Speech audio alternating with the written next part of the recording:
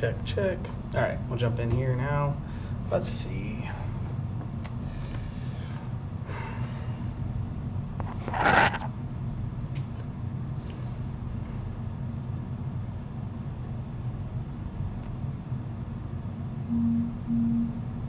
Yeah, I'm trying.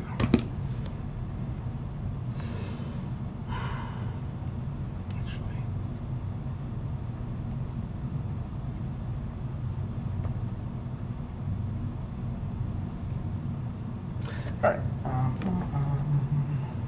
Try not to mess this up.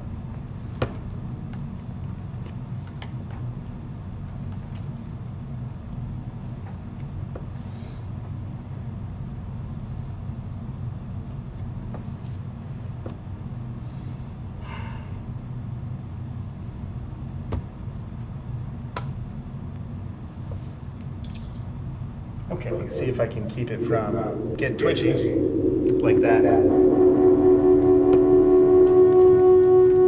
That's what I need. Cool. Hi, everybody. Looks like there's a bunch of people here, or about to be.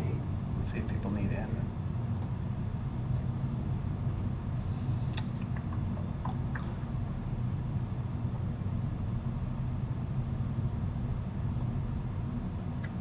So, trying to make sure I've got things covered here.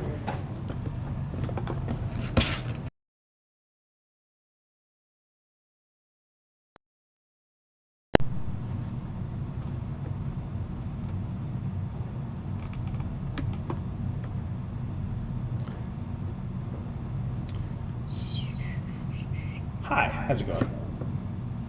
That's what it is. All right.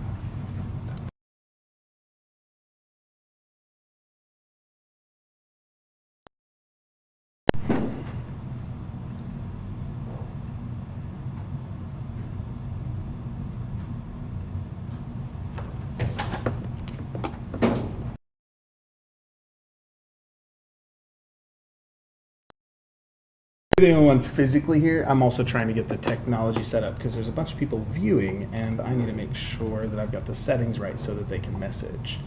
So I guess I'm just gonna have all these tables then. that's still.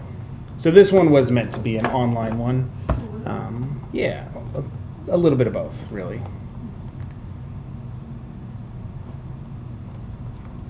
It's not bad. It's not a bad thing I'm here then. I just found the thing on the page of co-curriculums. Yeah, it should be the last one, I think. One of the last ones I think that honors can do. And I just want to make sure that I've got the settings right. Cool. So if you're joining us, be patient. I'm trying to make sure we're all good. And that you guys can.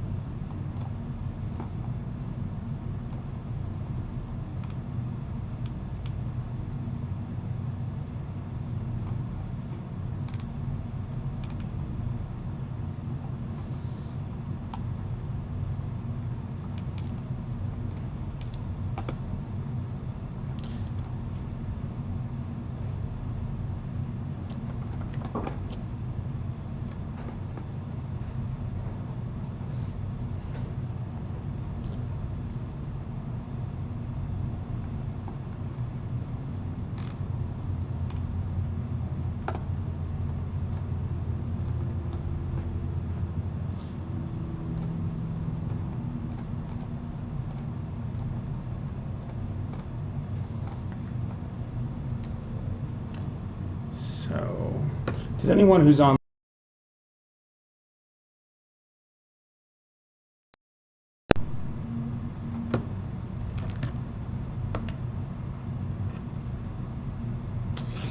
okay.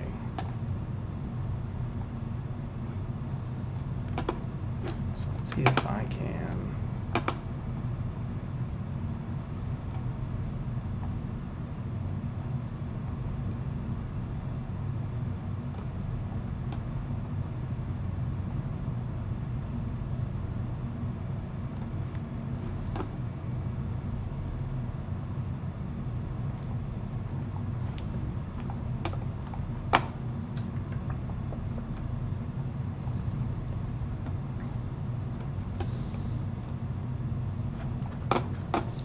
Let's see if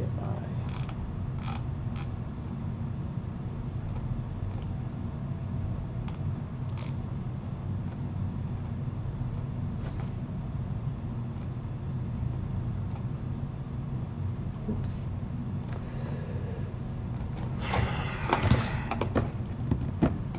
My favorite is when technology doesn't do what I want it to. It's always cool. So. Yeah, we can't figure out why it's not doing what it's supposed to. The dangers of trying something new.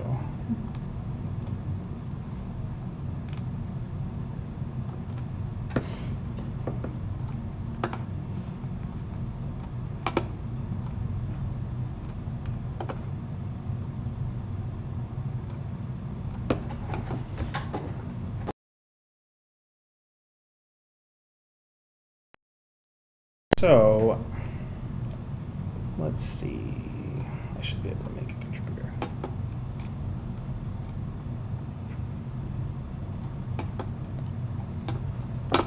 Cameron, you should be able to talk now, and I will try to do that for everyone. Oh, and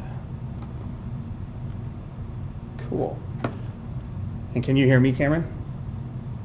I can. Can you hear me? Yes, success. So let me.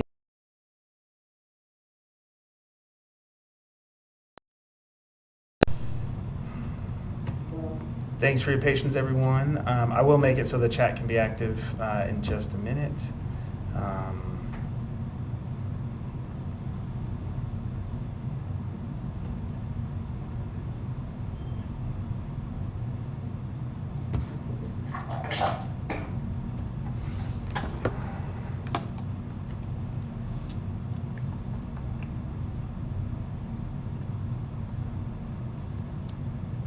So we're glad to jump in. We're glad to have Cameron Lisama here to share about.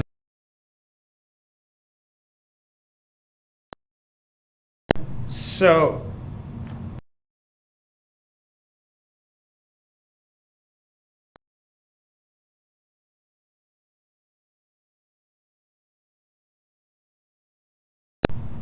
Who I am? Yeah, who you be? I be Briggs' cousin. How you doing? My name's Cameron Song. I'm 28 years old. I've been writing this book for a long time. A long time. General science fantasy, action adventure fan. Yeah. Well, I've been writing stories and trying to figure out some cool stuff. So you've worked on this for years at this point. It took a while, and it's not a small piece, right? It's a couple hundred pages, like 400 or 500 pages, if I'm remembering correctly. 430 something. Yeah, so it's a good chunk, and it's part one. Now, so just to kind of frame the audience here, so we might have people from the Tabletop Gaming Club. We might have people from, I realize my camera's off. We might have people from Tabletop Gaming, Culture and Society as a field of interest or degree plan. We might also have creative writing students or just honors students who needed one more co-curricular. So if we're looking at, and I'm going to start making them a contributor so they can chat, it means we might also, as we're talking, like see a bunch of people's heads start showing up if their cameras work. But if we're just saying, where did the book start years ago? What led to you beginning the process or choosing the hard thing of writing your own novel? I hate working. I hate working. I wanted to, so mainly it was just, I wanted something to do. You know what I mean? It started with a hobby, it started with a little dream of sorts, you know? I wanted to be able to work for myself and do something creative that was all mine to control. I didn't have, like, I always wanted to play D&D, I always wanted to have some big creative.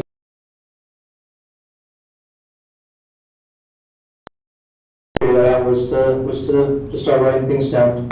And I realized that if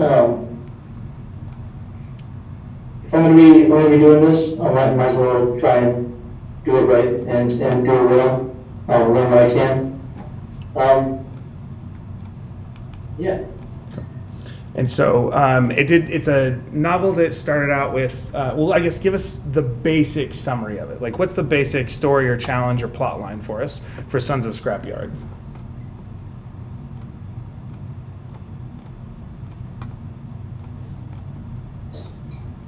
Two sons of this great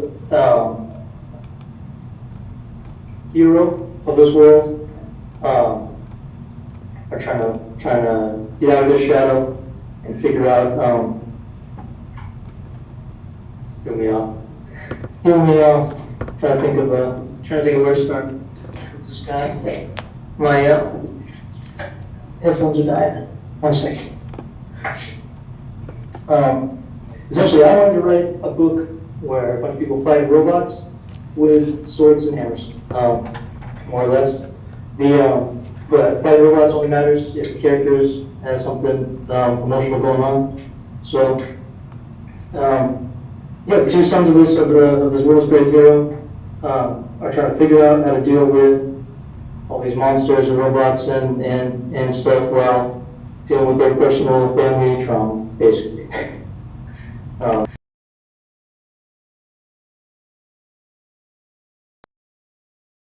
One, and the book kind of has an ensemble cast, right? So you said it started out as a D&D game, right? Or from the world building of a D&D game? More or less, yeah. So what was the original environment like? Who was around the table, and how did you guys decide on some of that? Were you running the game with someone else? It was me trying to figure out a world for players, and I never found any players. But I found the world. I had the world already. Yeah, I was basically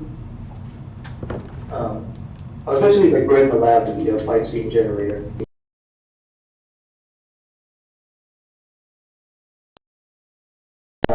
Samurai Jack, which is a cartoon from 2001. Star Wars, board game called Hero Escape. And all three of those things were just, it was anything can fight anything. So it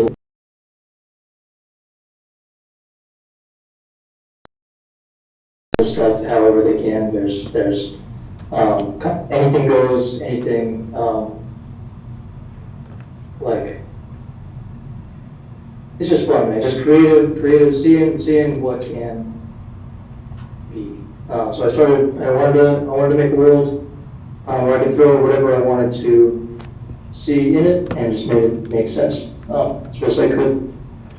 Okay. Okay, and so let me just put something in the chat here so that I've got a couple people in the room with me. I'm probably over juggling technology more than I want to, so apologies for those online. But I do have a couple people in the room, and then we have a good 20 or so on the call. So if you are able to hear and you're in the chat, just ping your name in, especially if you are wanting to get like honors credit and that kind of thing, proof you're here, that and whatnot. So ping the chat for us and make sure it's working. I guess there's a thing. If we're looking, so we've got a couple things. There we go. Samurai Jack was one of my favorite shows. Tell us what your favorite kind of sci-fi fantasy genre is, because he uses. So Cameron's book is a blend of sci-fi fantasy, but it leans kind of 80% fantasy. They're robots, but like you said, they get smashed with hammers and magic, right? That's good. Yeah, and so it becomes this nice kind of blend. So tell us what your favorite sci-fi or fantasy story, world, TV show, book is in the chat, if you would. For those who are here in person, what's your favorite sci-fi fantasy genre, book, TV show, etc.? Harry Potter. Harry Potter, classic, right? Percy Jackson. Classical. Percy Jackson's classic, yeah. I really like Dune. Absolutely. Dune takes I have to wrap my head around it. The old movies I fell asleep to twice, but I haven't read the books yet, so I need to give it a startup. Cameron, what just as a place, as people are sharing theirs in the chat here, what are some of the big things that you read growing up, or even what's your palette now look like?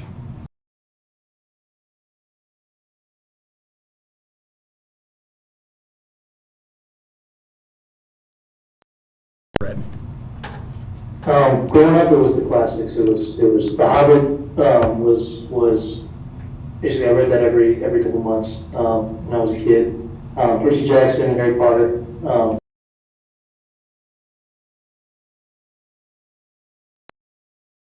And I mean, I like that kind. Yeah, those are the main things. I'm not a very big reader, honestly. My mom loved reading. My mom loved watching movies and stuff, and she tried her best to pass that on to me. But I mostly watched a lot of cartoons. That was the main inspiration for all the stories in my head.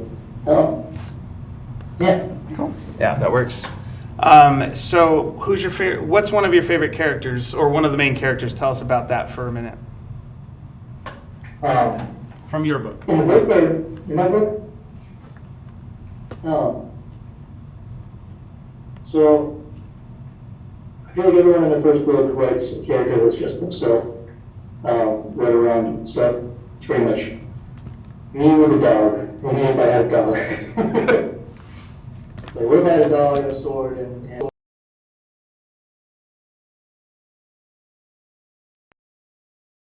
facing off with giant robots, you know? So that's Alexander. He's one of the two main characters. Frodo is the other main character, and he was kind of a philosophical.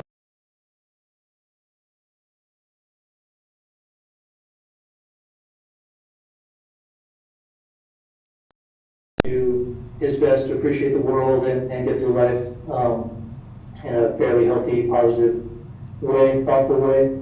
Frodo is not doing that. He is.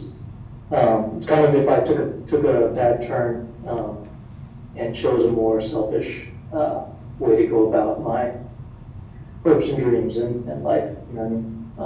So, yeah. So then, what do you see as? So you said your mom was a big reader. You said, and so do you see that? But you said a lot of your influence came from cartoons. Is that what I heard that right? And what do you see as? So, if you weren't a big reader, did you still read a lot? Were you forced to read a lot? Was it something that, or did you try and avoid it at all costs? I wasn't avoid at all costs. It was if I found something cool, I read it, you know. But I wasn't like. Well, I got for inspiration from kind of everywhere, like video games.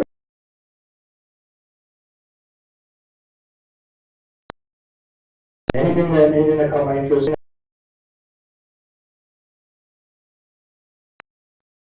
Game that had a book with it, you know what I mean? I read that book as well. You know what I mean? Like, I read the Halo books. I read played a lot of Star Wars video games. I read a lot of Star Wars books, like the Republic Commandos and Troopers and some classic stuff.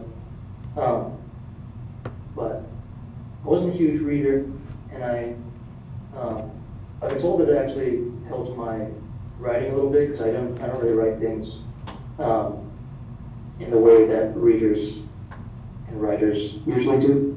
I've been told I have a very like cinematic prose and style to my stories so far, which I think helps with the feeling that I was going for, and probably is just from me trying to describe how it would look in a movie rather than how it would look in a book. You know what I mean? Yeah, I think I think one thing. Some of the things I remember, even from the like alpha or beta draft that I got to see a couple years ago, a year or two ago, was playing with font size and style, and like when things were scary, the text got bigger, and so it became this like this interactive, like this experiential way of engaging with text. Kind of Cormac McCarthy does a lot of this kind of play with punctuation, but you were doing it with the whole visual design style of the text, which I thought was really cool, and even breaking up some of the chapters.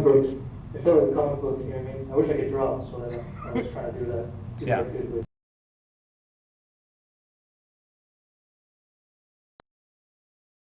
Let's let somebody else ask a question first. So you have published this book. It's on Amazon. It's available. It's got some really nice cover art. So since we've got a good 20 people in chat and 2 here, what are some questions you guys have for him? So where did the cover art come from? Is the first easy kind of one. Yeah. Thank you. So I had my eyes. I was looking for artists forever. It took me 8.5 years to write this book, by the way. It was so I spent a lot of time, most of my time, thinking about this book and how I wanted to look and how I wanted it to feel. So like 5 years ago, it was a Dark Souls art contest on YouTube, and there was one of the pieces that stood out to me the most. Which is very painted, very atmospheric and cool. I have it around here somewhere. But that piece always stuck out to me. So when it came around time to find an artist for the cover, I sent a very long, passionate email to that artist to hope to get to work with them. And they happened to be free and available and interested, and yeah, just into all the same stuff. Who's the artist, and did you have to pay them? What was the process like working with them to get cover art? Because obviously it's not AI. Yes. His name is Nolan Booth, or Nolan192. You can find him. You can find him on my website. Actually, there's a link to all of his art station and stuff on sonsofscrapyard.com.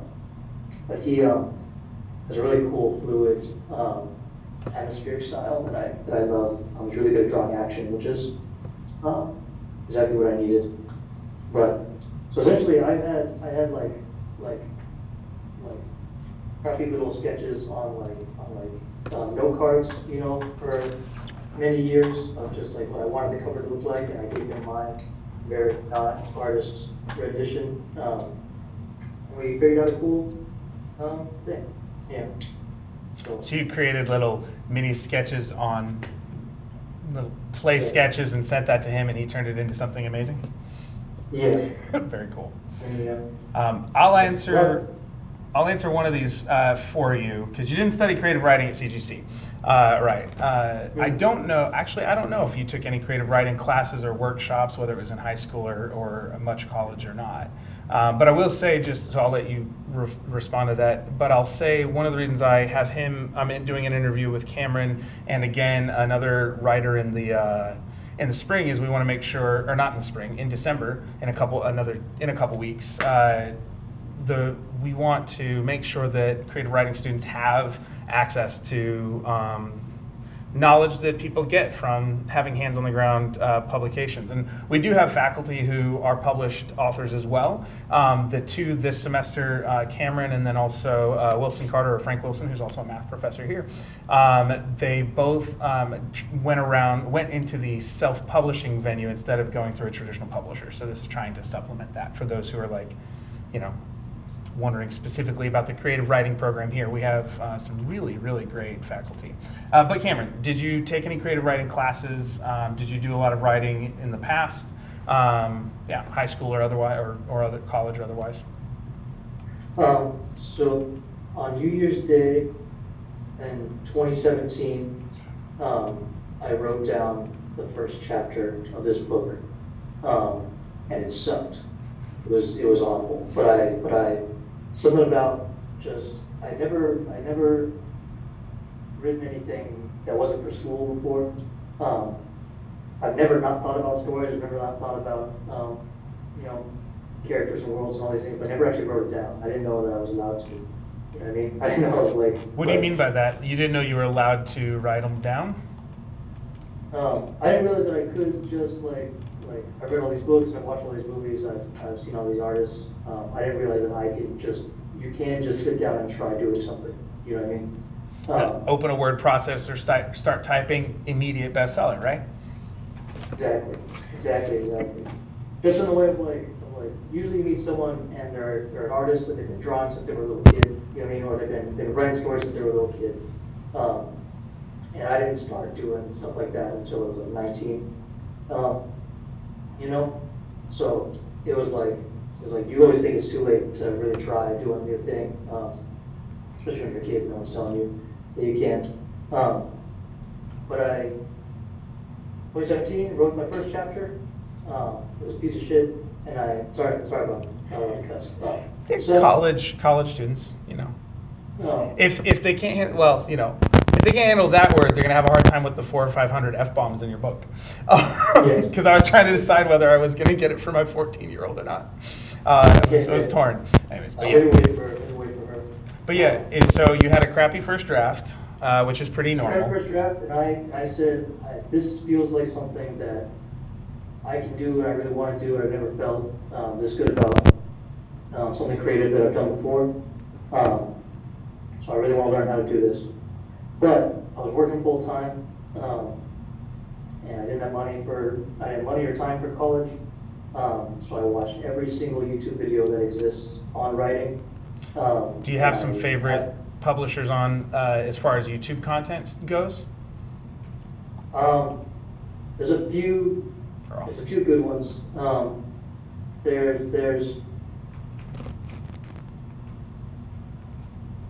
I'm trying to think of the best ones because there's a million. I've literally watched every single video that exists, whether it's good or bad, on writing on YouTube. I haven't missed a single day on listening to or watching some kind of learning content for writing.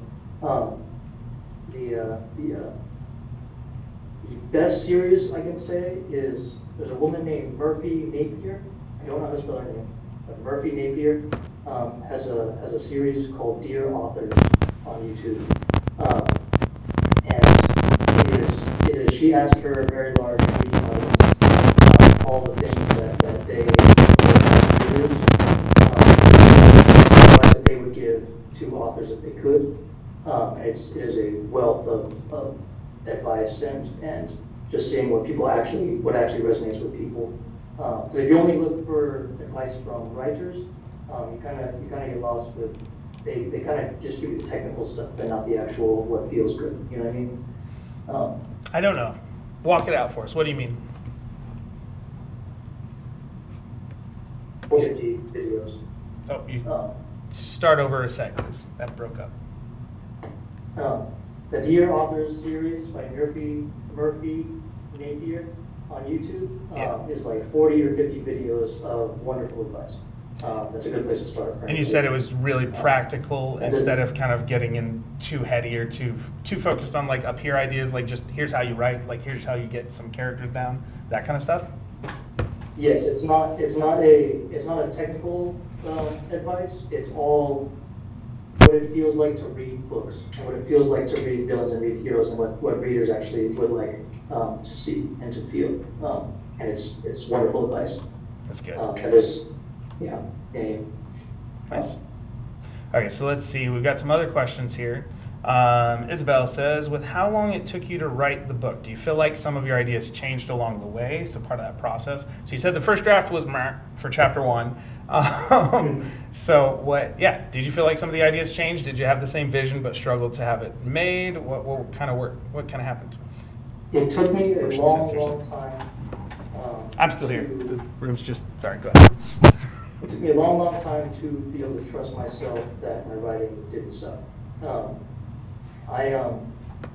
Because I didn't just want to be a writer, meaning like I didn't have like a bunch of little stories that I was trying at the same time. I didn't have a bunch of short stories or different ideas rummaging around.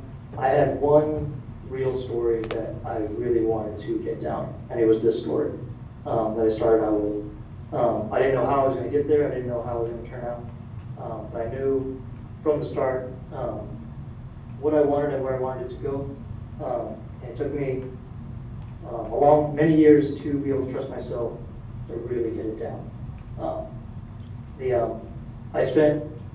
took me 8 years to finish this book from start to finish, but those 8 years was me working full-time, supporting my family and working sometimes multiple full-time jobs while trying to learn this myself and while trying to have relationships and be a person, you know what I mean? Be a person. So as far as the actual like sitting down and writing, how long that took, I could have maybe written this,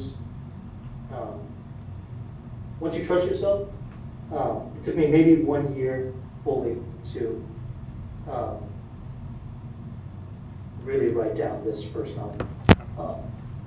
So you're saying a lot of this was like you had a vision of what you really wanted to do with this, Yes. and it was because you had that kind of purpose in mind from the beginning, that clear vision. It helped for you as you stumbled through developing the skills to accomplish it. Yes. Yeah, while trying to, like you said, be a person, and hopefully a nice one, a good one, a decent human being, right? Exactly. Yeah. That was the idea. Yeah. So then we have a question. How did you come up with ideas for plot in solo writing without someone to interject with ideas like you would in a D&D setting? So you don't have the players to riff off of. So with that being the context, how did you come up with more ideas and solve some of the plot problems you stumbled into? The outlining helps significantly. I like to outline the plot, but I don't like to outline how the characters react to it. So then you get that discovery feel, but still with the direction of an outline. So I knew everywhere that I wanted the world and the characters to end up, and you work backwards from there. How D&D works is you have like 4 or 5 human beings, all with their own motivations and goals for this game and goals for this story, and they're going to try and get there regardless of what your intentions were as the DM. You know what I mean? Yeah. So this is writing as a DM is super, super crazy helpful. DM advice, Dungeon Master advice on YouTube is equally, if not more helpful than writing advice that I found for myself. Why do you say that? What makes it more equally helpful or more helpful? Like, what does it add to a writer's toolbox? What a DM does is you're not making a story for your players exactly. Some of you can, if you have players that are willing to go where you're trying to take them, you know what I mean? But they never do. They never ever in the direction that you thought they would go. They never think of the solution that you thought they would think of. It's always something really cool. And they figure out. So what you do as a DM is you make a world, and you nail down the world, and you nail down the things you want to happen and why it's happening in this world. You make a big box of toys. You know what I mean? A big box of toys? I like that. That's good. That's cool. Big box of toys for your players to play with. And then they do whatever, you give them the toys, one chapter, one session at a time, and then you let the players do it. You know what I mean? Play with them. So you do that for yourself. You get to know your characters as best as you possibly can. You know exactly who your main character is, what they want, where they want to go, and what they would do in whatever situation. And then you make the world, you give them toys to play with. And then however they interact with those toys in the chapter, sometimes they take you in directions that you didn't think you would go. And it's your job as a DM and as a writer to steer them in a direction that makes a cohesive story. You know what I mean? So I hear. Yeah, I make. So I hear you saying DMing gives you this ability to develop a world with toys people can play with, or your characters can play with if you don't have players. So being able to do that in a way, so how does that change when you're writing solo? Like you've created a world, you have, like, what's the difference between the toys standalone versus you giving the characters, like getting your characters to interact with the things you build in a certain way? Once you know your characters, once you know like who they are as people, you treat them like people, then they can just, you can, if you have the empathy and imagination to imagine what directions they might possibly go with the things that you give them, then they kind of just lead you there. Like my Fordo is selfish and irresponsible, but he's a practical guy and he wants what he wants, so he's gonna get there however he can. And you put these obstacles in their way, and they show you how they're gonna deal with them. But a lot of it gets rid of writer's block as well, is just knowing your characters and knowing your world as thoroughly as possible, like they exist. And then you can just kind of see what happens by being honest with where they would go and what they would do with those things. Yeah. So I hear you saying, so one part of that I hear you saying is when you're talking about plotting things out, you mentioned you like to outline, but you don't like to outline the like all the way to the fine details. So you do the world building, and it's not necessarily that you're doing the world building in a way that the reader sees immediately, right? You're not like laying out, it's not like your novel is not a, here's the scene and there are no characters. You very much put us into the characters in a really meaningful, personal way, giving them, I think you give them accents and all, like we get right into the characters. So then, how do you balance I'm building a world, like do you keep that in a separate document and then wait till the characters do something, like as you're kind of in flow or whatever you would call it? I personally build the world first, and then I throw the characters into it. So the world is the world, and that's where it's going. You know what I mean? Whatever's happening in the world is what they're doing. So then you build your world and you make it make sense, and then wherever the characters are is I feel like a word that's very, very like weird. That's where the novel starts, is where the characters are? Is where the characters are. And then as you develop ideas and you develop like because obviously things grow, characters grow, and the world.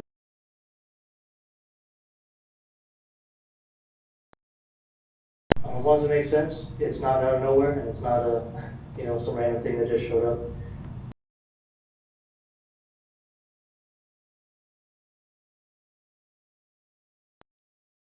I have, you know what I mean?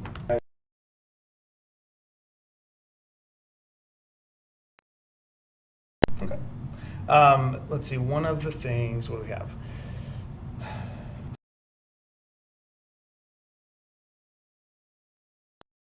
Timeline look like? You said you're working, so then if you're working full time, what is kind of the logistics of actually getting this book written as you're, what's the balance of like you trying to build your own curriculum from the internet on what it means to be a good writer or effective writer, and then on top of that finding time to write? So I wrote a book in like the worst conditions of trying to figure that out by myself. I was working full-time jobs, sometimes multiple full-time jobs, and struggling with bills and struggling with family and personal stuff the whole time, just being exhausted, only saying this because it's super duper possible to make time and to find time, regardless of how terrible you feel and regardless of how your situation is. If you really want this, you can make the time. If you're stuck at work, which I was, and you're able to wear headphones, instead of listening to music, try to listen to video essays or podcasts on writing, or listen to movies, or listen to audiobooks, or listen to anything that gives you inspiration or some kind of knowledge, so that you stay studying and no time is wasted, if you're able to do that. If you have little things in your schedule that are like I get home from work and then I watch Netflix for 2 hours and then I try to write for 30 minutes and then I go to bed. You cut back on maybe I'll watch one episode instead of two and I'll write instead, or I'll try to wake up earlier and I'll try to there are sacrifices with time, but it's just try to figure out what you do and don't want more. You know what I mean? Do I want to go to the gym for 2 hours, or do I want to write this for 2 hours? And you just listen to listen to what you really want. And be honest with yourself, and then everything builds up over time. If you write one paragraph a day, you wrote 365 paragraphs in however much that builds up. But I lost track of the original question. It's okay, because there's a follow-up here from from Olivia here. What goals do you set for yourself while writing your book? So you mentioned the paragraph thing, and how did you handle setbacks or moments where you felt behind on your writing goals? So there's what's your schedule generally? How did you try and deal with that? And you're saying, like, I worked full time, and then I came home, I took a breather, and then I at least committed to, So what were some of the goals that you tried to, and you did this over years, so it might have changed, but what were some of the, if you were consistent for a week or two or a year or whatever it is, what was that process? What did it feel like? Try to do it in the same way that you would try to do exercise. I don't know how big of a deal that is for your students and stuff, but it's the same way of if you want to be fit and you don't have time to go to the gym, you try to squeeze in 10 push-ups here and there. In between just where you can. You try to squeeze in a page here, you try to squeeze in a page there. As far as writing goals, that depends entirely on, if you're able to make a schedule for yourself, stick to that schedule.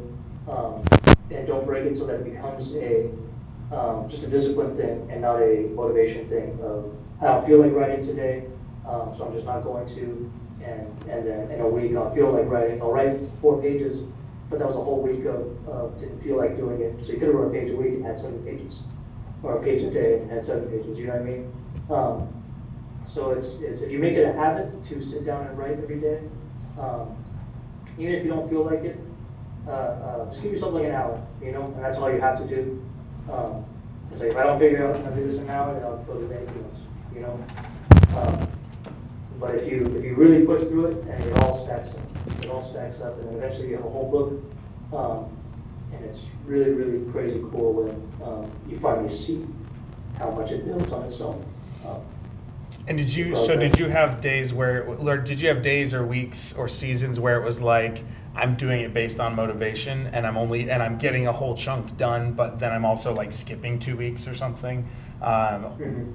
And along with the consistency, if you were to go back and someone's watching you, what are the time blocks, and how successful were you at holding to yourself to those goals? In the first 4 years before I was comfortable with myself and my ability to write, when I was still learning storytelling and learning writing skills and grammar and everything, just the basic skills of being comfortable with my own writing. I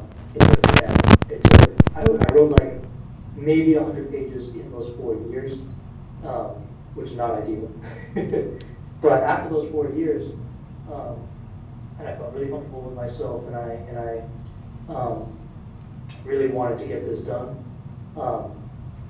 I saved up $5,000 by pinching pennies however I could, by only eating so much and only going so many places and doing so many things. Saved as much money as I could. I quit my job, and I saved up. I tried to save up 4 months worth of rent. This isn't a best way to do this. I'm just saying. It doesn't have to be best practices, but it is your story, so that's okay. So, first 4 years, trying to learn as much as I can while working as hard as I can, and only wrote 100 pages. And then I said, I really want to finish this, so I'm going to save up this much money for this much time. And I quit my job and wrote every day and I finished my book. I wrote 350 pages in like 4.5 months, instead of 4.5 years. It was only 100 pages. If you treat it like a job, then it's super duper pays off like a job, not financially, but you have a whole book you can work on paying that back eventually. Okay. Yeah. Cool. And sometimes, like you said, I know that they're like sometimes your living situation was comfortable, and sometimes it was the traditional like I've got 7 friends kind of thing, right? Yeah. So you find ways to make it work, to make room for the things you really care about. So let's see. Okay, what goals did you set? Let's see. You mentioned liking graphic novels. Would you ever work with your current artist to make it into a graphic novel? I would love to, but he has his own dreams of making his own graphic novels. So I don't want to hijack the rest of his life to work on my dreams. But my next goal, now that I feel comfortable with writing as a skill, I'm probably going to transition to trying to learn how to do art myself, to eventually get that kind of thing going. I would love to do a graphic novel and just do all that kind of stuff myself. But yeah, that'd be really cool. But my artist he's a busy boy. His own stuff going on. It's like he did.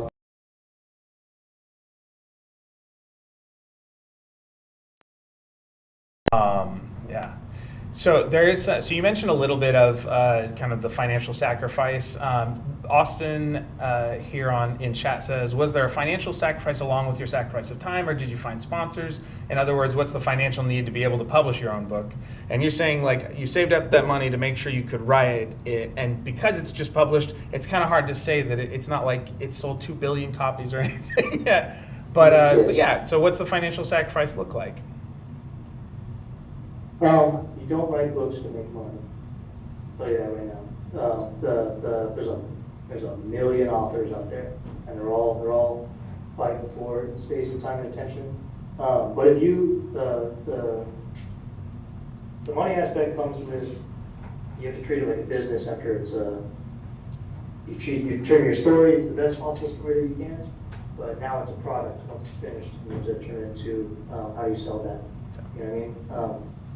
So the joy of traditional publishing is they put it out, they give you a big bonus in the beginning, and then they figure out the marketing stuff, and they figure out interviews and where to go and how to get you the money part. But self-publishing is you gotta do it yourself, and you gotta figure out how to sell it. And that's the real hard part after it's done. As far as finishing the book, financial sacrifice, it doesn't cost very much.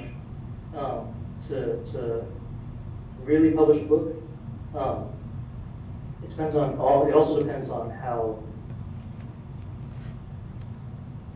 the quality that you want it to be. You know what I mean? If you want the perfect cover that you've always wanted, you gotta find your perfect artist and pay them what their price is. Art and editing are the 2 most expensive things for self-publishing.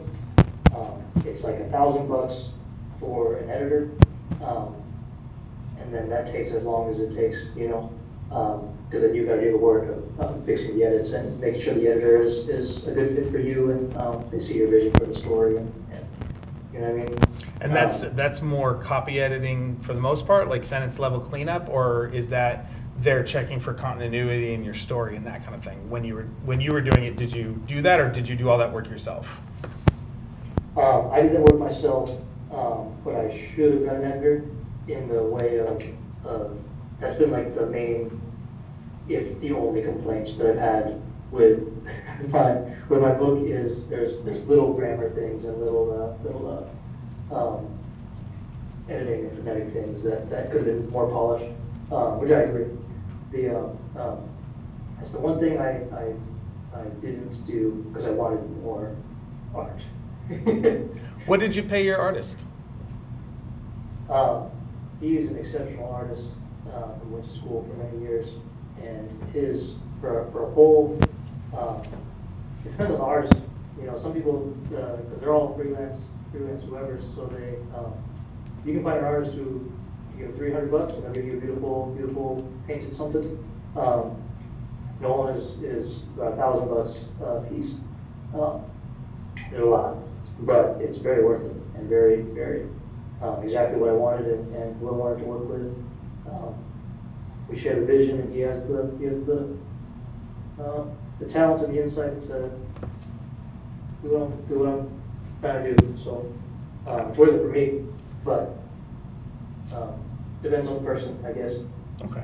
And we're still doing good on time, so we have a couple more questions, but since we're unpacking some of the financial kind of logistics of publication, so you definitely took time to invest in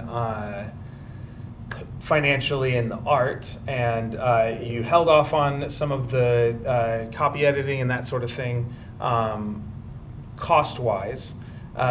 Where else, when we're looking at, if we're looking at the book as a product, how did you decide how to price it? How much does it cost you to get a print of it? Did you do a batch?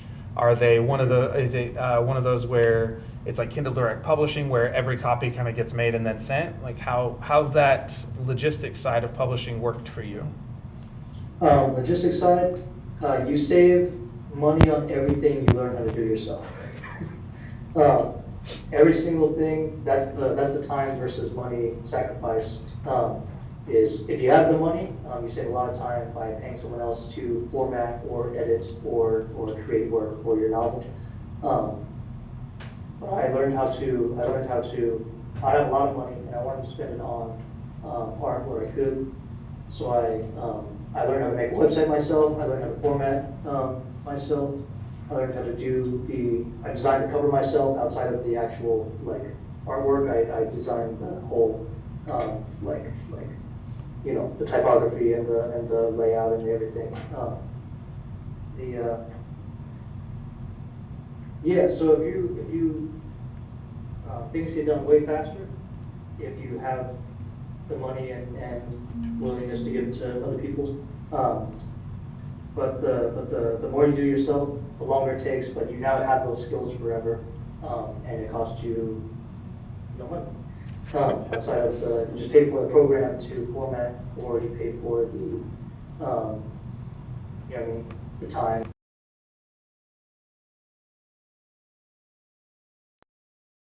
As far as like if you print out a book, to print out this book, because there is some pretty pictures and stuff inside it. It costs like $12 a copy of this book. For my smaller book, my smaller version with no arts in it, the cheapest print version, it cost me $6 to print it out. So then you try to price it like a product where it has to be at least double that, so that you're not losing money. And then for you charge what you think it's worth. Yeah. So when you're looking, how did you decide on what publisher do you use as far as actual print or printer publisher? Like, who's the company that makes the printed copies for you? Ingram Spark is the best self-publishing company that I can find. The quality of their books is awesome. It's awesome. If you use Amazon, it feels like office paper, but the Ingram Spark feels like a book. It's got that nice textured, soft cover. You know what I mean? The colors are all wonderful. Sorry if you can hear my son crying in the background. No. But I'll take a moment and ask the chat.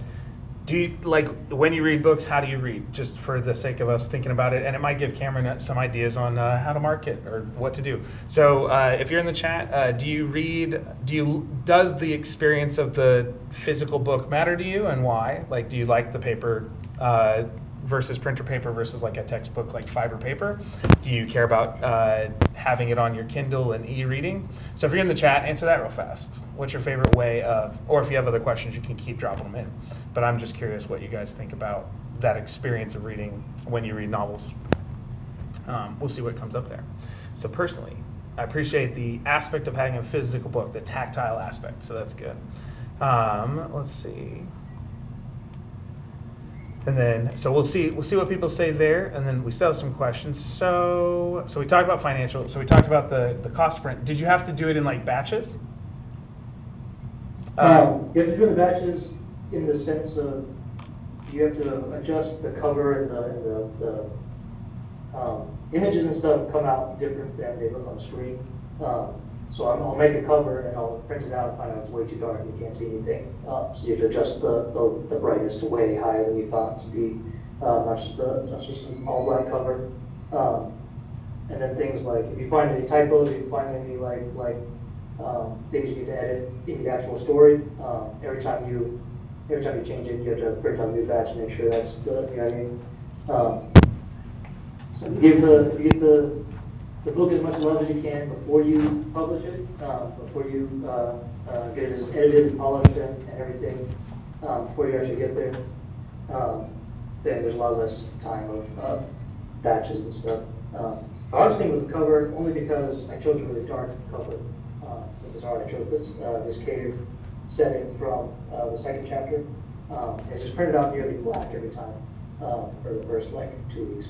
And I'll put the link to Amazon so people can see what it looks like there, just so they get a sense, so they can take a look at because you have some nice a background gray tone image, kind of monochromatic thing going on. But yeah, it's nice. And okay, and so what batch do you have to have them printed in sets of 100, of 10, of to get the pricing you had while we're still in No, logistics? you can get one book at a time. If you there's shipping costs, so then if you want 5 at a time, then you should. In the early batches, I just bought one at a time just to see, get them right. And then you hand out those botched covers to friends and family just to have them, just to have someone read it. But yeah, there you go. Okay, so let's see what else we have. So a lot of people are a fan of physical books, and even though they say the paper doesn't matter, but they do like a hardcover rather than a paper cover, is what some people have said. They prefer matte covers when paper has a bit of texture to it, and holding a book's always preferred to having a Kindle. There's some people who prefer online. Hardbacks are cool, they like. I know that even Brandon Sanderson didn't start doing hardbacks and leather bounds till his third or fourth book, I think. And then he did a reprint. So, okay, let's see what other questions we have going up. This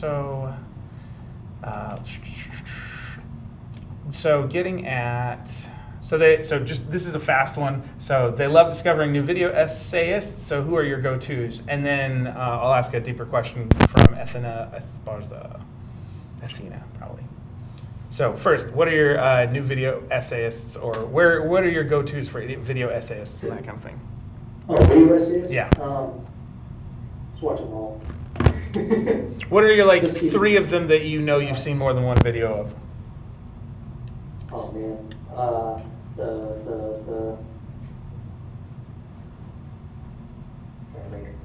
don't know the names. I just click on them. It's it's in my feed. You just click. Yeah, there's a new one. I click on. No, there are. They say there's so many, and this is FN. There's so many. I get it. Haha. Okay, so then follow-up question, separate question. We won't. You can come in if you think about it. But are there women in your book? If so, how are they portrayed? Are there women in my book? Yes. How are they portrayed? Do you have female characters? It's kind of a big question these days. There's quite a few, and they're portrayed like female characters.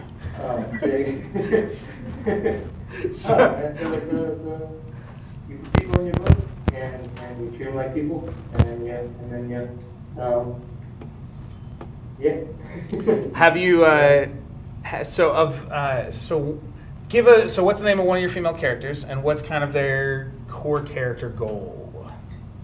So how I approach characters in general is I find people that I know in real life. Everyone I've ever met is probably in this book at some point. You know what I mean? And you make them a cool character, but you give them a speeder and a funny hat, and now your friend from college is a really cool warrior guy in the background. The main female character is based on my wife. Her name is Ari. The character's name is Ari. My wife's name is Michaela. I expected half the chat to leave when they found out you were married. I'm just kidding. That's a terrible joke. Yeah. But so one of the main female characters is representative of your wife a little bit. Yeah, you just pick people. You just pick real people that you have in your life. You pay attention to how people are, and you act like their little quirks and their little personalities, and you figure out how that person would exist in your world. You put them in there, and you treat them like a person. What does treating them like a person look like if we're talking female characters from you as a male writer? Treat them like a human person. Like the three main female characters that I can think of are there's my wife, who is my best friend in real life and my my companion and my reason for being and just existing. And she gave my main character in the book a great reason to be and just a good companion and friend throughout the novel.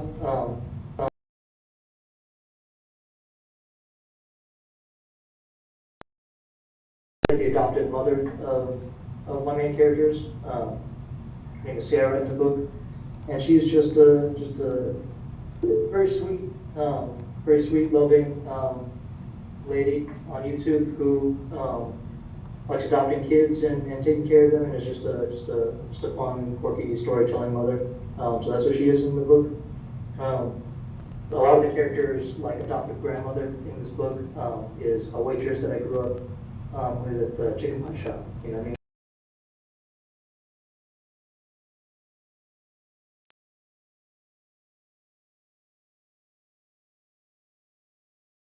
Who served me and my family kind of our whole lives. You know what I mean?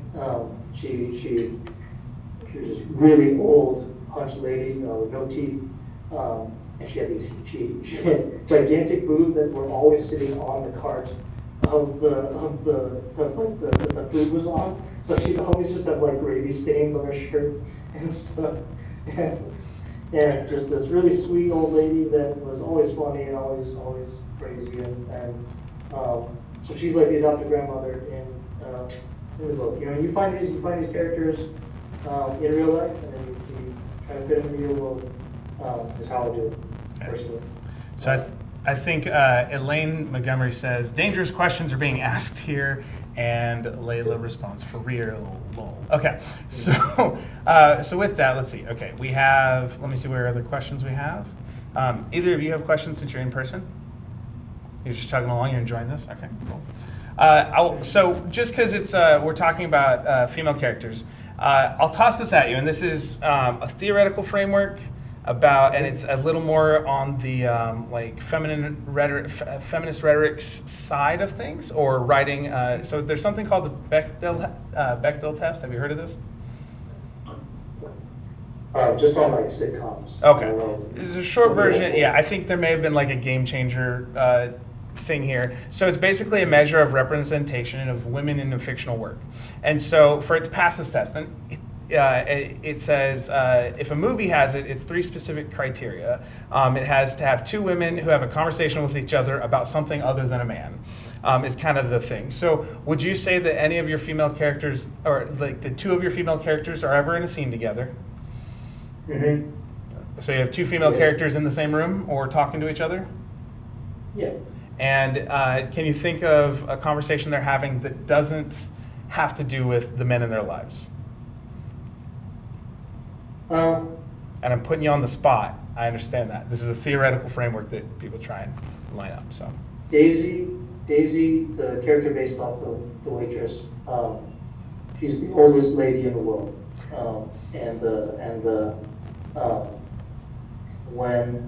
When they find out that robots are coming back, there's a lot of dangerous things happening. The plan is to get the whole village to leave and evacuate and make sure that they're somewhere safe. And she's old enough. She says, I'm just going to stay here, and I'm done running away. I'm done. Leave me behind. I want to live and die in my home. that I built myself, you know what I mean, with my family. She said, I'm like 90 years old, and I want to die in the house that I built. And I don't feel like going anywhere. So stop worrying about me, is basically what she says. And so that's Daisy talking to, or no, that's Sarah. Yeah. Okay. Cool. Daisy Past. talking to Sarah. Cool. So just I figured we'd dig into it, and that was like, it's a tough question. So, but I love your approach of like writing humans writing characters like they're people. They're gonna have quirks. If you're treating them respectfully in the book, the same way you would in real life. There's one of the great things about story, and research points to this, especially studies on empathy, is when we see characters that are different than us in stories, it does give us the opportunity to engage in another layer of empathy and seeing the world around us. So I understand. So those are some tough questions. Okay, so let's see, what else do we have? I don't want to miss something. There was a question about your process. How do you keep track of all your ideas and drafts, drafts, organization, or were you able to keep all of it in your head? Most of it was in my head. There's a big ass world building Bible that I have on Google Docs, of course, just to organize and make sure that everything makes sense and everything is organized in a way that I can look back on it later. Mostly it's just in my head. Usually, if you have an idea that's really good, it'll stick with you. I feel like that's been my experience of I never really had to remember, well, I guess if I forgot, then I don't know, because I forgot. But I've never had to remember my good ideas, like what was it exactly, because it stayed a good idea, usually. If I forget something, it usually wasn't worth putting in there. Are you the kind of person who has so many ideas that like only the good ones stick around? I guess. You never ran out of ideas. Uh-oh, you've lost your volume. Try one more time. Oh, There, you're back now. here comes that. Okay. Sorry. Could you speak? Yeah, so you have a good idea, and then you only lose it if you get a better idea, I feel like. So that I just keep that going. I kind of only keep track of like the logistical stuff, where like factual parts of the world that I have to, you know what I mean? But as far as like story ideas, they usually stick with you if they're worth putting in. Especially the way you write characters. If you've thought of a character and like fleshed it out and it's tied to someone's personality, like you're creating like from a memory standpoint, like this is mnemonic for anyone who wants the nerd professor to speak here. But associative memory is one of the 4 big ways you can have memories. So attaching it to a model of a character to someone you already know means that you're kind of you've got an anchor to the behavior and the idea. And then because you're seeing them as you're trying to treat them as people, these characters, they're not just things or like randomness. It becomes really contextualized in the relationships, the larger world relationships and associations that you've already built. So if you're having that idea, it's got these touch points, these webs that kind of anchor them. If you were interested in a micro cognitive science moment. So that's cool. That's true. Yeah. And that explains why I've been able to keep track of things. Yeah. So we have another I'm going to skip the question about AI for now. We'll come back to it if we have time. But it's just it could be a rabbit trail.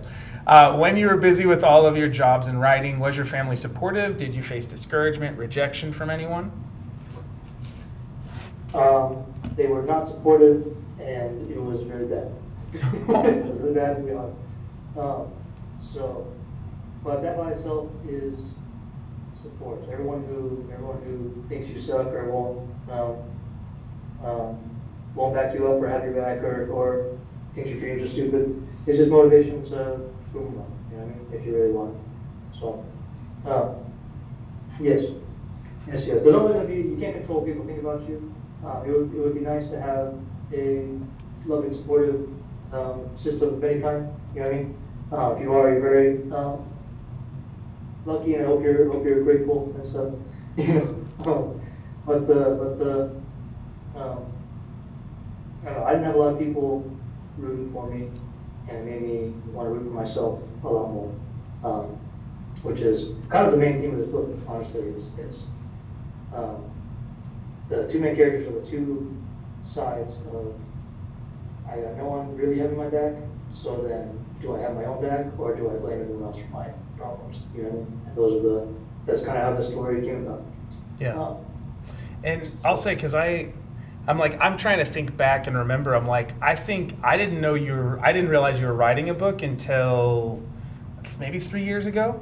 And so I'm trying to think back to, I don't want to, like, not tiny Cameron, because it wasn't that long ago, but 20-year-old Cameron, maybe.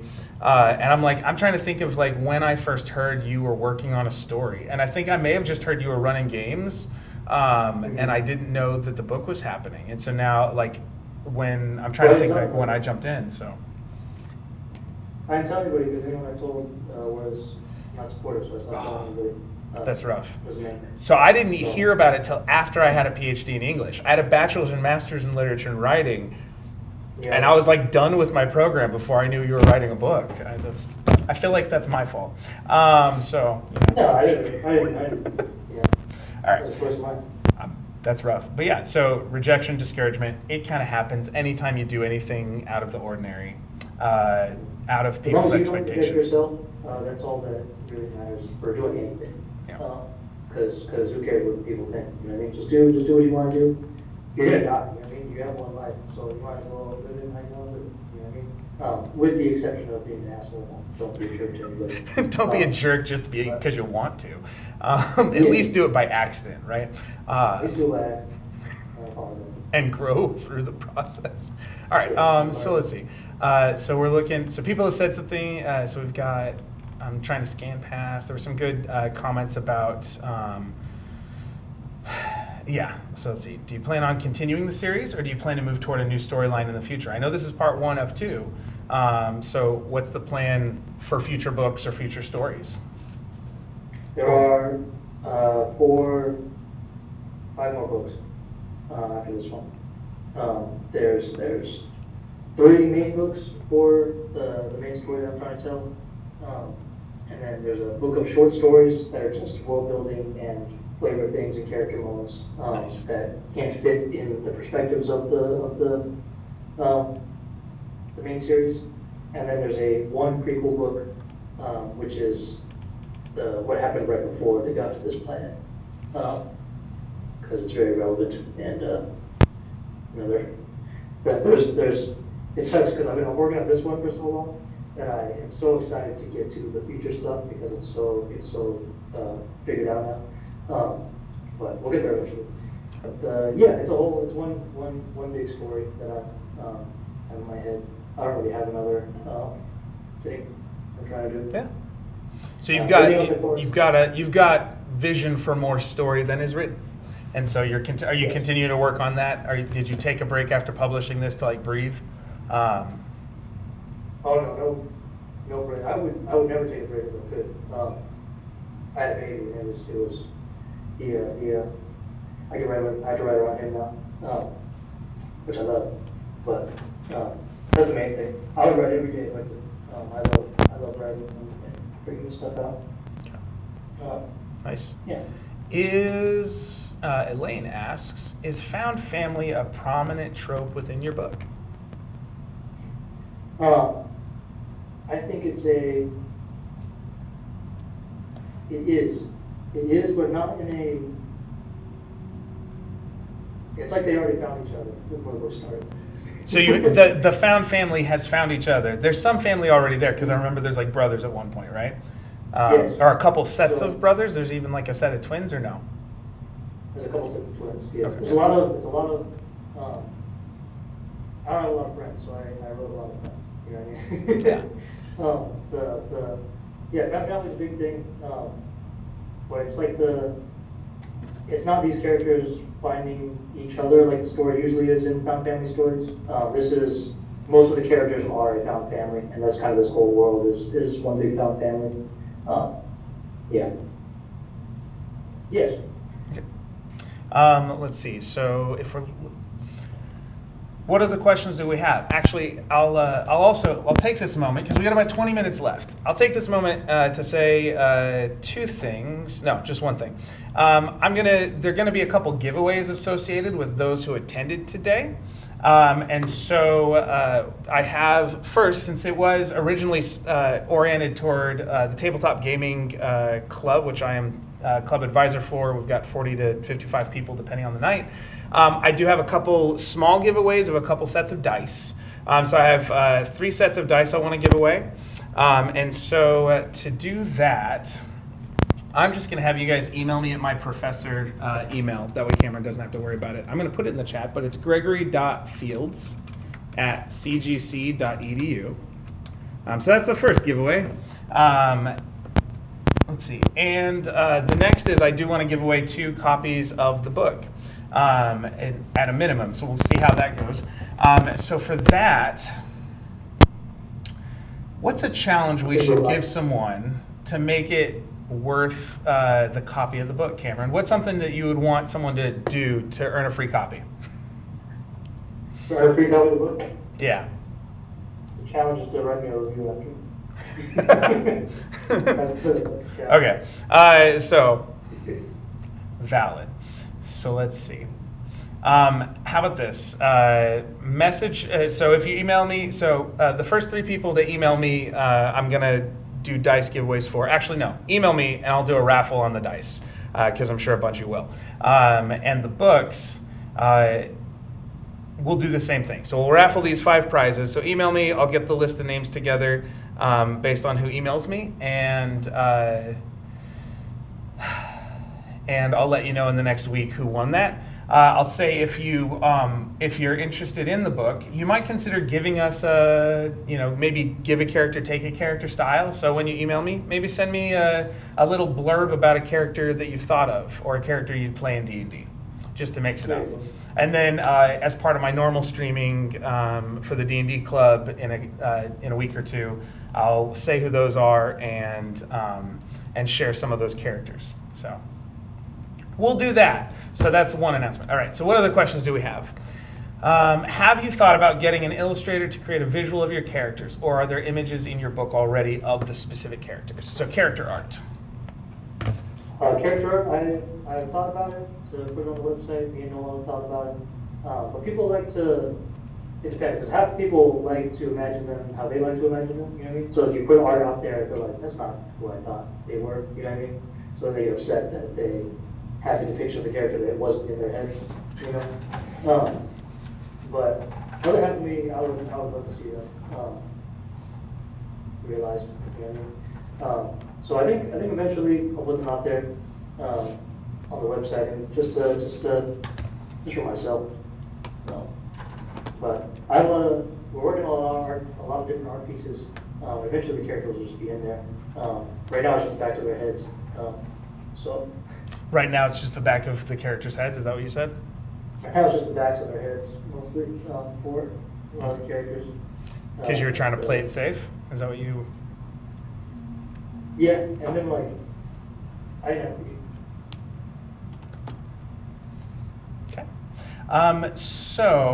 Okay. So now we can have a little bit of. So we're shifting a little bit. So how do you feel about AI and its impact on creative mediums like this or art, that kind of thing? And I'm going to, just start there. I think it's faster and cheaper, and it looks faster and cheaper. And I think it'll never really capture a feeling. You know what I mean? You'll create a visual thing really fast, but you'll never create a like you can always tell how much love someone put into anything, and AI can't put love into anything. You know what I mean? So then it can look cool. Some of it looks cool. Some of it's it's all right. But the everything I've ever loved, art, music, story, or movie-wise, or anything, you can always tell that people work really, really hard on this thing. You can always taste and smell the quality and love in art.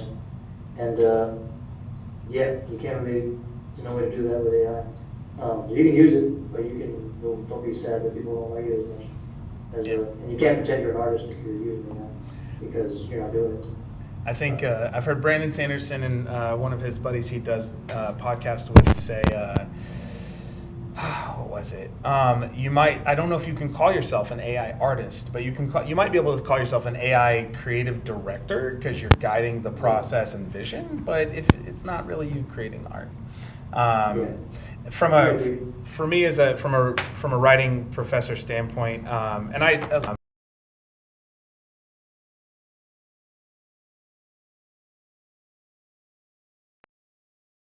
In certain contexts, but for creative writing, when I've tried to use it to kind of do some work, because I have a assignment where I have students create kids books based on whatever college content they're in, and then they go share those kids books. And so when I've tried to like play with the prompts and stuff, I usually get like a C+, B- quality of writing. Like it's sufficient. It kind of has a story, but it's a heavy trope, and like it's whatever I put in is what I get out. So I have to be really good at crafting the prompt to get any higher quality, and that's from someone who does it a lot, and trying to see what I can draw out. And I know there are people who have tried to build to use the technology really effectively. I do think there's something to be said with that. One of the primary uses, and this is me getting more language theory, one of the primary uses we engaged with AI in, first and foremost, we use these large language models. So we have two things we see is like, if we look at technology mediating human communication, I'm sorry, this is off topic, well, it's AI oriented. But I think if we look at kind of to that heart behind people's writing, if we look at what people use AI for, using it as a positive mentor, like can I get information that isn't just cold and Google, or not from a person in my life who's a jerk, like I have to get the knowledge from them, like that's one reason why people really liked using AI. And then the fact that we use it to try and communicate better, not just for essay writing in college classes, which shouldn't happen, but we won't talk about that right now. Their context. But it's when we use, the first thing we try to use artificial intelligence for is to enhance communication between people, to make me sound cooler, to make me represent myself better, or to get a positive kind of affirmational, empathetic response, which was one of the cool parts of the early versions of AI. I just thought that, like, as a technology, the thing that it reveals about people's needs, I think was really cool. But I'm right there with you on, like, you're not gonna get the same quality. You might get clean sentences, and this is a big thing, like I talk about PTS writing. You might get clean sentences, but it won't have the same feel. The characters won't be as deep. There will be a lot of archetypes, and because of how it's being programmed, you can get really bad ones, really kind of poor representation ones. So, yeah. But yeah, I shouldn't have weighed in as heavily. Yeah. All right. So we might have time for one or two more questions, and then I have to do a shameless plug of our creative writing program courses at the end. So I'm trying to think if I lost any questions along the way. So let me just scroll back through. We said, did you face discouragement? Any other questions that anyone in the chat wants to toss in to make sure I don't miss anything? We had fun with software covers and things like that.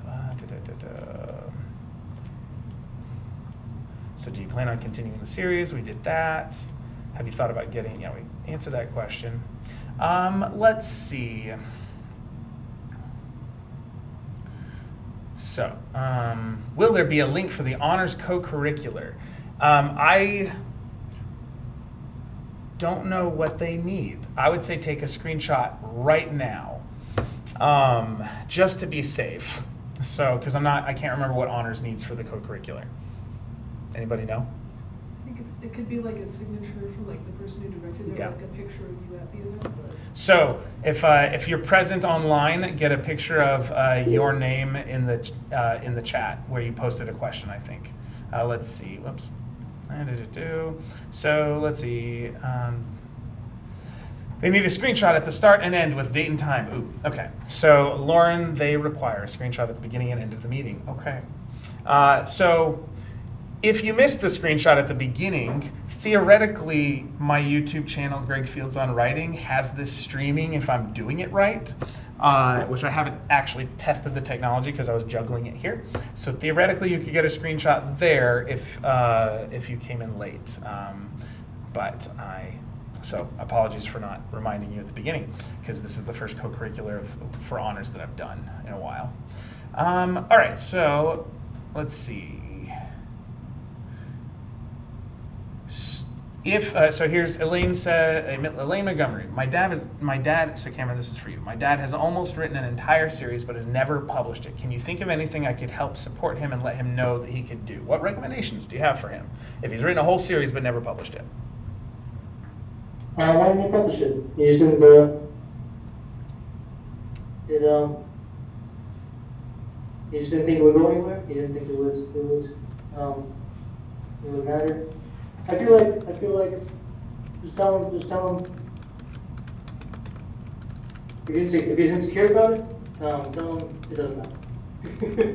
Tell him it doesn't matter, that you should publish it, and if it, will make it feel better, just so that he knows that he published the thing that he worked pretty hard on. You know what I mean? A lot of people talk themselves out of being creative, in like there's the whole like imposter syndrome of like, who am I to publish a book? Who am I to become a painter or an actor or whatever? And no one cares. You know what I mean? No one cares if you did, no one cares if you didn't. So it's all for yourself. If it would make his life better and just knowing that he published a thing for himself, he should.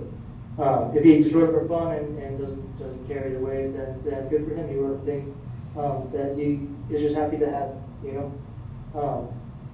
But I think a lot of people talk themselves out of being successful or trying to find real happiness for the sake of like not feeling stupid or looking whatever, or like what if people don't like it. People like anything. You know what I mean?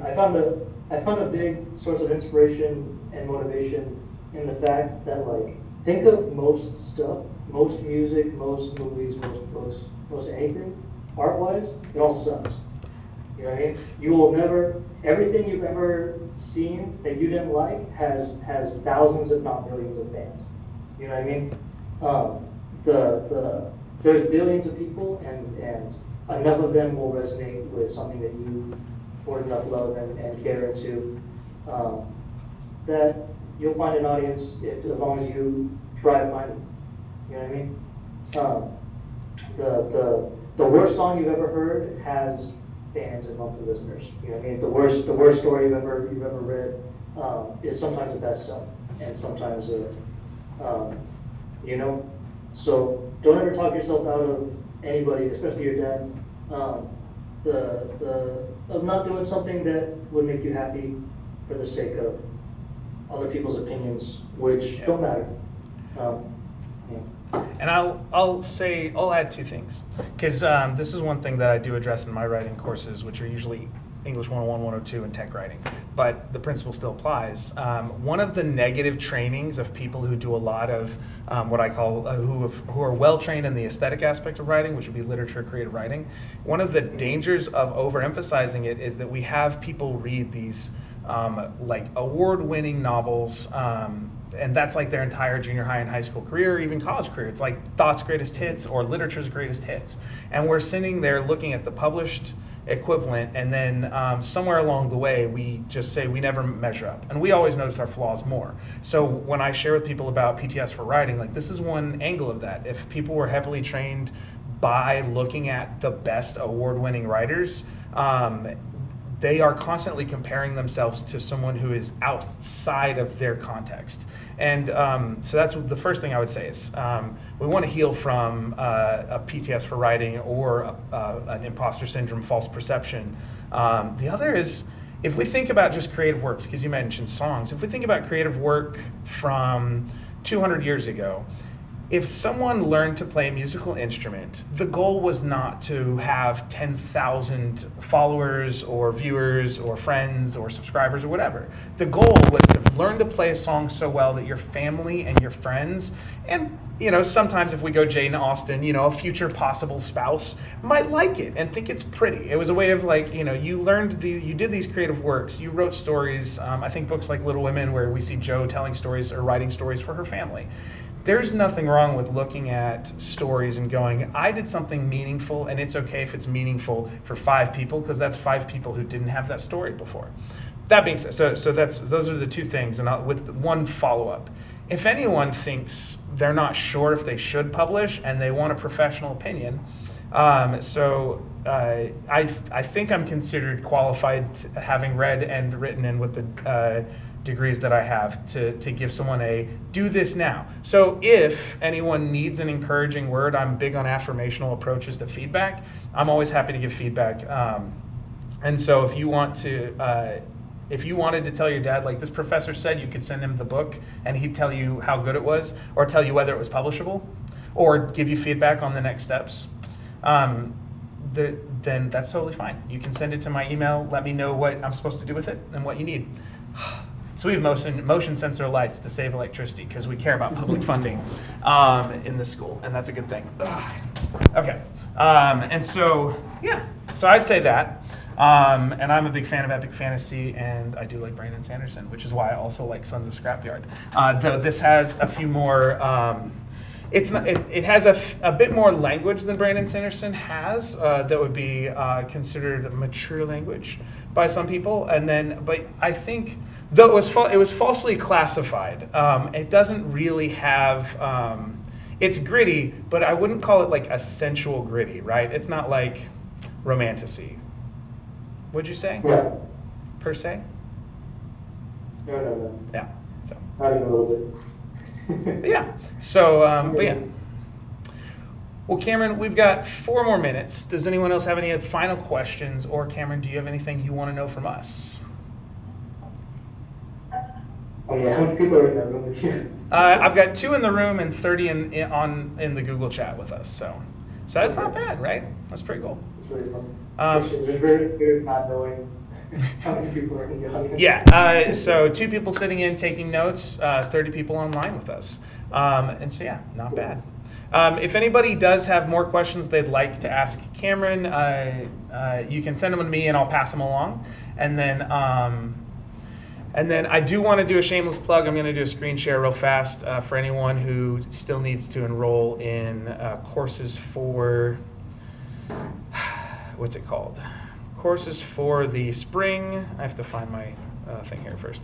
So please note, under Find a Class, you can find Introduction to Creative Writing. So here's the thing. Cameron did tell us that it is possible to learn to be an amazing writer outside of college. Nobody doubts that, right? And he's done a great job. What he did have to do is craft the curriculum for himself and spread it out over years, and then feel like he was equipped. Like, that's what I heard. But if you want the fast version, or if you want some basic tools to get you moving, you can take any of our creative writing courses, which can be found in Find a Class. We have Intro to Creative Writing, Writing Fiction, Comic Book Writing, Narrative for Video Games, and Introduction to Writing Nonfiction. So these are all cool things that the college offers as part of our creative writing program. Yeah, and so if you're looking at, I'll do a shameless plug for myself just because I put all my writing videos. My writing is kind of general model, but I have done interviews with other like tabletop gaming creators, and we do science of science fiction interviews with some of the science faculty here on campus. So my shameless plugs are complete. And so Cameron, any final thoughts about writing, any final encouragements you would give to anyone who is listening in? I would say any final advice I give is whatever kind of stories you like to tell, study those kinds of stories.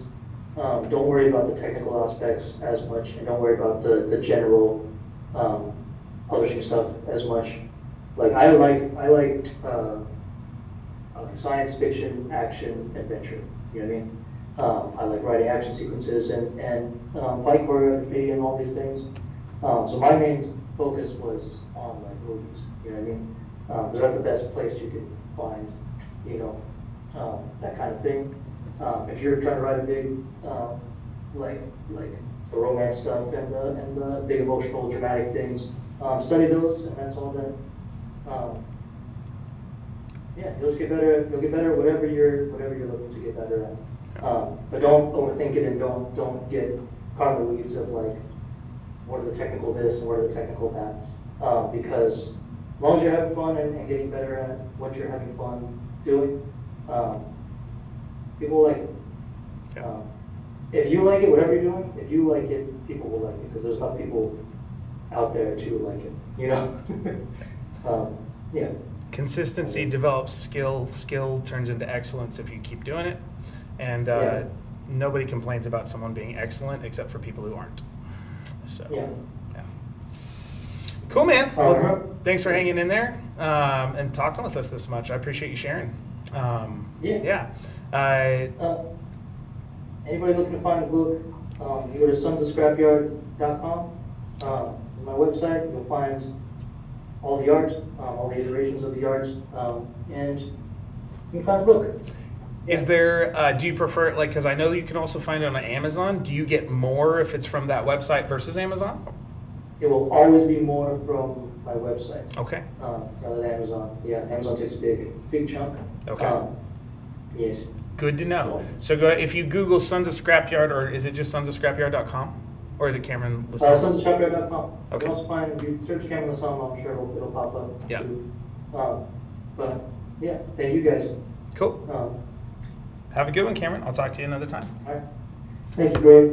Yep. Catch you later. See you. All right. For anybody else, we're going to have another writer, like I said, on, I want to say it's December 18th, a Thursday afternoon. And he started out with nonfiction because he's a math professor, and he has more of a spy thriller that I've just lost the name of, but it's on the flyer. So everybody have a good one. Again, you can email me to be part of that raffle, and yeah, enjoy your day. Thanks for hanging out. Thank you, guys.